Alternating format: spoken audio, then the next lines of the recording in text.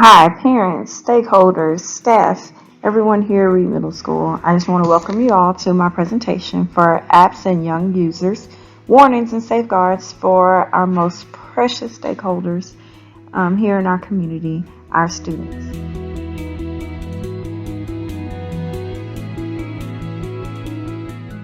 The purpose of this presentation will be to inform you of the things that's happening in the complicated digital world where our children are concerned. I'll demonstrate the types of challenges that children are facing with recent news stories, express the importance of parental monitoring, equip parents with tools that they can use for decision making and monitoring.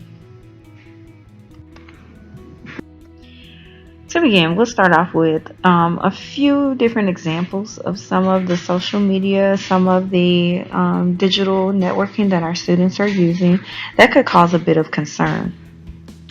One digital social media that we have is Zoomerang. Zoomerang is a video creation app that'll help our students make videos to start on TikTok and Instagram. It uses one button step-by-step tutorials so kids can catch on quickly. Some things that we have to be cautious of is the cyberbullying. It's easy to screenshot different portions of a video. It's easy to manipulate them, to take brief moments out of context, and to use location tracking, which means online predators can see where children are when the app is being used. And so Zoomerang is one of those things that it could be very innocent to start off with, but with not so many safeguards in place, not so many things that are put in place to make sure that our students are kept safe, Zoomerang could be detrimental to our students. Zoomerang has found itself in different news stories that's pertaining to the dangers that it's causing to our students when they are using it without their parents' permission, without their parents' monitoring, and without any safeguards in place.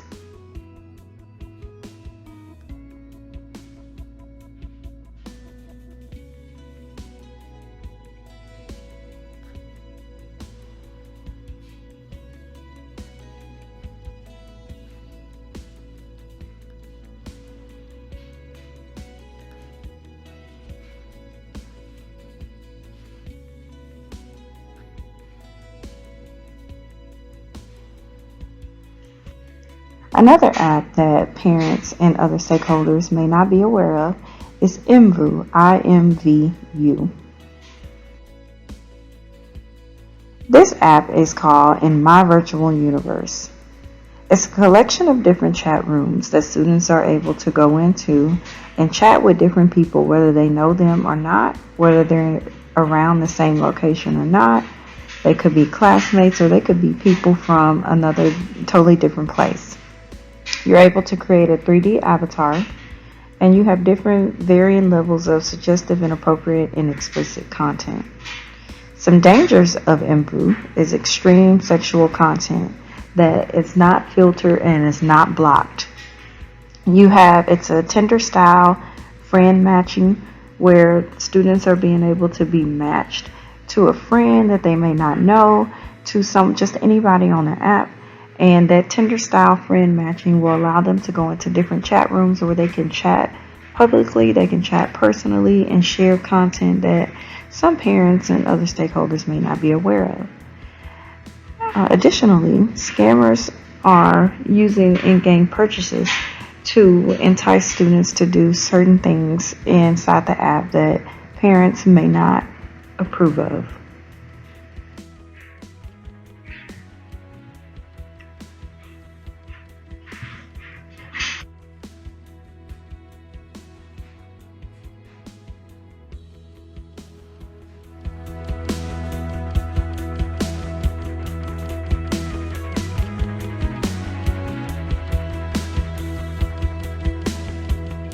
Lastly, but not one of the only apps that we should be aware of, is an app called Whisper.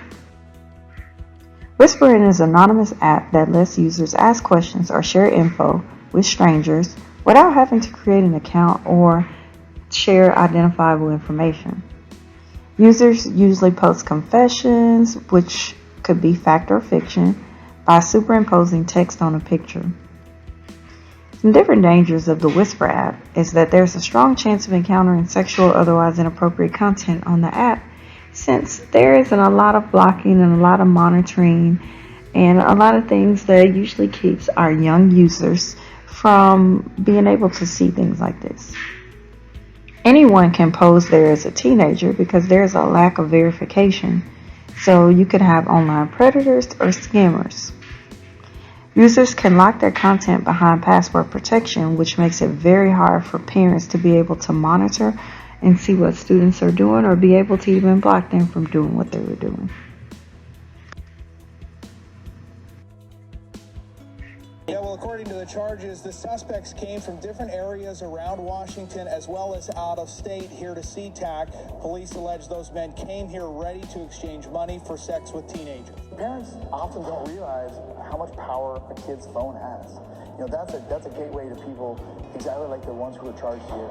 The apps involved include Whisper and Down. Whisper allows users to share secrets anonymously and interact with other users who share secrets. Down is promoted as different warnings and safeguards that will be offered to parents. So have very open and honest conversations with kids. Supervise and monitor all devices that kids are using. This includes their phones, their iPads, computers, whether they're personally bought by you or used from the school, and any other devices that students may use to access different social media websites. Also, check that they aren't using other friends' phones to access different social media by typing in their username and passwords in their phone so that you have no idea that they're actually using these social media sites. Different parental monitoring and content blocking tools. One for parental monitoring and content blocking is Bark, and one for parental monitoring and safeguards is Screen Time for iOS users. Bark is a site that you can use to filter different content for your kids on their phones, their mobile devices, their iPads, and also on their desktop devices. You can filter different sites that you consider to be dangerous or not user-friendly for your child. You're able to monitor 24/7. You can add unlimited kids. This site partners with several different partners of child safety, including the FBI, including Community Watch, including different child advocacy agencies that look out for kids, and it's only $14 per month.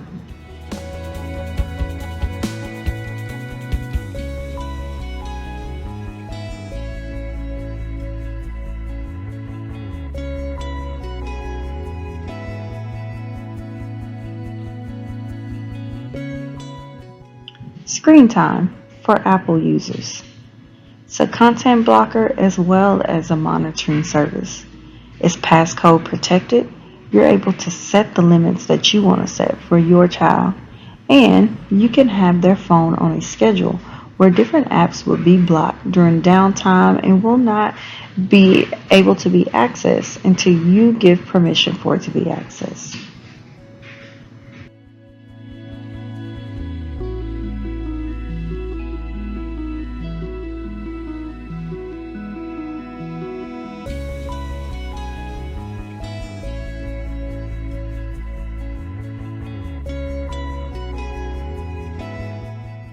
Because we are trying to ensure that our children stay safe, we need to ensure that we are aware of all the different potential dangers that are out there in the cyber world. We also need to be aware of the different safeguards and monitoring apps and different monitoring systems that are available and at our fingertips to ensure the safety of our students as they are online.